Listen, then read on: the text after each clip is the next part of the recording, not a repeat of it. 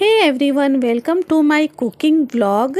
और मैं बनाने जा रही हूँ काबुली चना के छोले, जिसके लिए मैं 2 बड़े साइज के टमाटर और लहसुन और साबुत गरम मसाले, दालचीनी, लौंग, छोटी इलायची, बड़ी इलायची, जावित्री और थोड़ा सा अदरक, और इन सबको मिक्सी के जार में डाल के एक मसाला तैयार करूँगी, जो कि मैं छोले में डालूँगी।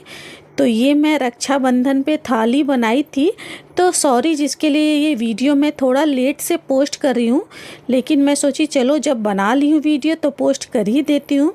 तो रक्षाबंधन की थाली मैं किस तरह से बनाई थी, तो सबसे पहले ये छोले के लिए मसाला तैयार कर लेते हैं मिक्सी के जार में डाल के।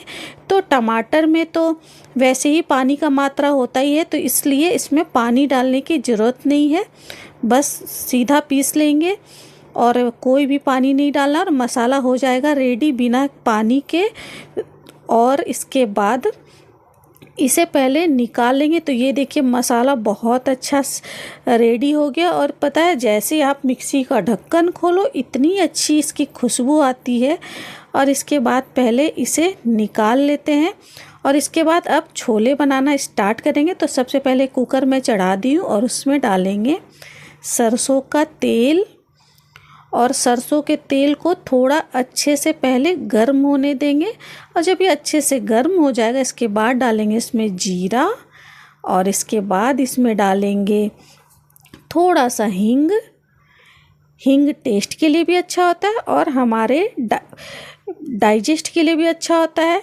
तो हींग तो मैं लगभग हर चीज़ में डालती हूँ, ये हमारी बॉडी के लिए काफ़ी अच्छा होता है। फिर थोड़ा सा तेज पत्ता, और अब डालेंगे इसमें ढेर सारा 4 से 5 कटा हुआ प्याज, क्योंकि मैं छोले जब भी बनाती हूँ तो मैं इसमें प्याज थोड़ा ज़्यादा देती हूँ, जिससे क्या होती है छोले टेस्टी भी बहुत बनती है और इसकी ग्रेवी भी बहुत अच्छी आती है। तो करीब 4-5 प्याज को मैं पतला पतला काट ली हूँ, क्योंकि प्याज को ज़्यादा भी छोटा करने की ज़रूरत नहीं है, क्योंकि ये भूनते भूनते खुद ही गल जाएगा। तो अब क्या करना है, इसे गलने के लिए क्या करेंगे, डालेंगे नमक, ताकि प्याज अच्छे से गल जाए और अच्छे से भून जाए। तो जब भी प्याज डालें तो नमक तुरंत ही डाल दें, और अब इसे थोड़ी देर भूनेंगे, प्याज को अच्छे से लाल करेंगे। तो मैं हर एक वीडियो में आपको अलग अलग तरीके से छोले बनाना बताती हूँ।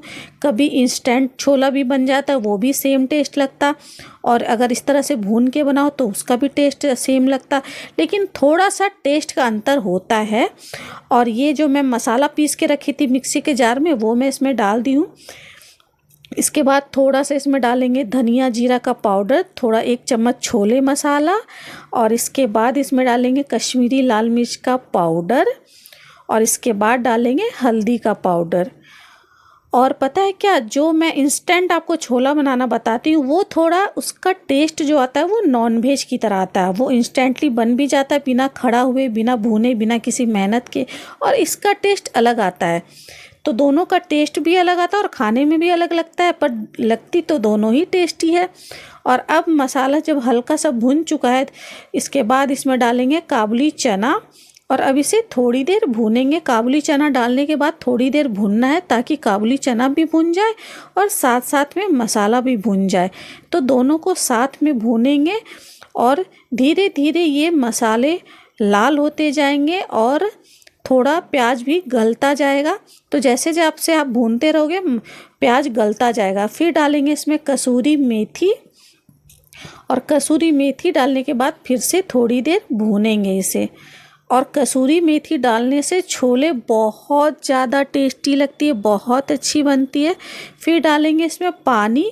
अब पानी अपने हिसाब से कम या ज़्यादा डालें, किस तरह से आपको ग्रेवी रखनी है, गाढ़ी या सूखी, तो उसके अकॉर्डिंग आप पानी डालें इसमें। और इसके बाद अब लगा देंगे कुकर का ढक्कन और लगाएंगे 4 से 5 सीटी। वैसे तो मैं 7-8 सीटी लगाती हूँ, क्योंकि मुझे थोड़ा ज़्यादा पका हुआ पसंद है।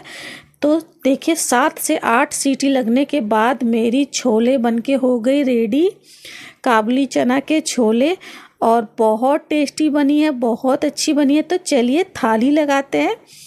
तो सबसे पहले एक कटोरी लेंगे और उसको रख देंगे और दूसरी कटोरी भी मैंने रख दिया है। और पहली वाली कटोरी में सबसे पहले डालेंगे, मैं ज़्यादा कुछ तो नहीं बनाई थी रक्षाबंधन पे, बस इतना ही बनाई थी, लेकिन टेस्टी बना था। तो ये काबुली चना के छोले, और इसके बाद डालूंगी इसमें, दूसरे कटोरी में दूंगी, पहले पूड़ी डाल देती हूँ। मैं तो पूड़ी बताना भूल ही गई, मैं गर्मा गर्म पूड़ी भी बनाई थी, वो भी डाल देंगे। और साथ में मीठे में गुलाब जामुन, और दूसरे कटोरी में एक और मीठा जाएगा, क्या, रक्षाबंधन स्पेशल मिठाई घेवर। तो रक्षाबंधन पे घेवर तो आता ही आता है, क्योंकि ये रक्षाबंधन स्पेशल घेवर मिठाई है। तो बस यही, ज़्यादा थाली में नहीं बनाई थी, क्योंकि ये मैं बच्चों के लिए बनाई थी। हस्बैंड तो ऑफिस गए थे, हस्बैंड के भी लंच बॉक्स में पूड़ी छोले मिठाई वगैरह ही दी थी, क्योंकि हस्बैंड की तो रक्षाबंधन की छुट्टी थी नहीं, बच्चों की छुट्टी थी, इसलिए ज़्यादा थाली। तो मॉर्निंग में तो रक्षाबंधन हो गई, क्योंकि आप लोग को भी पता है कि मुहूर्त तो था केवल 8 बजे तक का ही, 7:45, 8 बजे से पहले का ही मुहूर्त था। तो मैं सोची सुबह की तो थाली बन गई, अब दोपहर में क्या किया जाए। तो मैं सोची चलो दोपहर में भी एक थाली और रेडी कर लेते दोपहर के खाने के लिए। वो तो हो गई थी सुबह के रक्षाबंधन की थाली, अब फिर बन गई है दोपहर की थाली। तो मैं बना ली गर्मा गर्म चावल, सिंपल वाली, और इसके बाद चावल तो झटपट से बन गई। और इसके बाद छोले तो बने हुए थे ही, तो छोले साथ में मैं छोले दे दी दूसरे में, क्योंकि जब छोले बने हुए थे तो मैं सोची एक और थाली बन जाए दोपहर के खाने में। और इसके बाद छोले डालने के बाद फिर बारी आई सैलेड की। तो सैलेड में सबसे बेस्ट है, अगर कुछ भी ना हो सैलेड का ऑप्शन, तो झटपट से काट लीजिए एक प्याज, क्योंकि प्याज से अच्छा ऑप्शन तो है ही नहीं। अगर आपके घर में सैलेड का कोई ऑप्शन नहीं है, खीरा प्याज टमाटर नहीं है, तो कम से कम प्याज तो है, तो प्याज का सैलाद ही काट लेंगे। तो ये हो गई प्याज की सैलेड। और इसके बाद भाई छोले चावल खा रहे हैं, तो इसके साथ कुछ अलग से मिल जाए, स्पाइसी टाइप का, चटकदार टाइप का, तो खाने का मज़ा हो जाता है और भी डबल। तो साथ में मैं बना ली पापड़, तो मैं तल ली पापड़। तो पापड़ से क्या हो गया, छोले चावल का टेस्ट और भी डबल हो गया। इसके बाद जब पापड़ मैं तल ही रही थी, तो मैं सोची क्यों ना 2-4 हरी मिर्च भी तल लिया जाए। तो फिर 2-4 हरी मिर्च भी बेसन में फटाफट से लपेट के तल ली। और पापड़ डालने के बाद फिर मैं डालूँगी ये तली हुई हरी मिर्च जो मैं तली थी।